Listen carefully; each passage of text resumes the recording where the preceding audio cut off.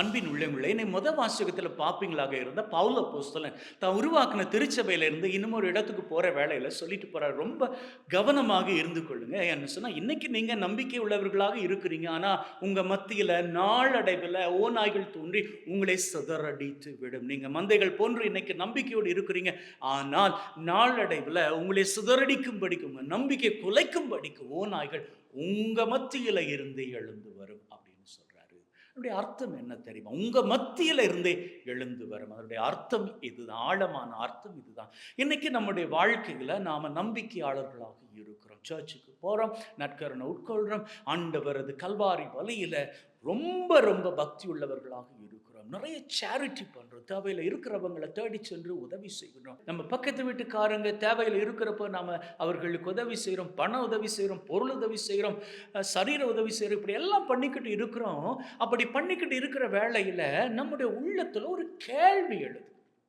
என்ன கேள்வி அப்படின்னு சொன்னா, இப்பேற்பட்ட நன்மையின் காரியங்கள் பண்றோம், ரொம்ப ஸ்பிரிச்சுவலா இருக்கிறோம். ஆனா பல நாட்களாக, மாதங்களாக, வருஷங்களாக நமக்கு இருக்கக்கூடிய தேவைகள் இதுவரைக்கும் நமக்கு நிறைவேற்றி கொடுக்கப்படலை. ஏன் ஆண்டவர் நமக்கு இந்த தேவைகளை நிறைவேற்றி கொடுக்கலை? ஏன் அப்படி என்ற கேள்வி இருக்கிறது. அந்த கேள்வி எங்கு தெரியுமா கொண்டு போய் நம்ம நிறுத்தும்? எதுக்கு நாம சர்ச்சுக்கு போனாலும் நமக்கு நல்லது நடக்குதில்லை, மற்றவங்களுக்கு உதவி செய்தாலும் நமக்கு நல்லது நடக்குதில்லை. இதுக்கு அந்த உதவியை செய்தான்னு, செய்யாது போனான்னு, சர்ச்சுக்கு போனான்னு, போகாம இருந்தான்னு, அப்படி என்ன மாற்றம் வந்துட போகுது அப்படின்னு சொல்லி எண்ணி நம்முடைய நன்மையின் வாழ்க்கையை நாம நிறுத்தி நன்மை செய்யாம இருக்க நம்முடைய மனசுக்குள்ளாக ஒரு தூண்டப்படுகிறது. அந்த தூண்டுதலுக்கு பெயர்தான் இந்த ஓநாய்கள். இந்த ஓநாய்கள் நம்முடைய உள்ளத்திலிருந்து எழுந்து வருவது ஆண்டவரது சித்தம் கிடையாது. மாறாக அது திருடனினுடைய வேலை. யார் இந்த திருடன்?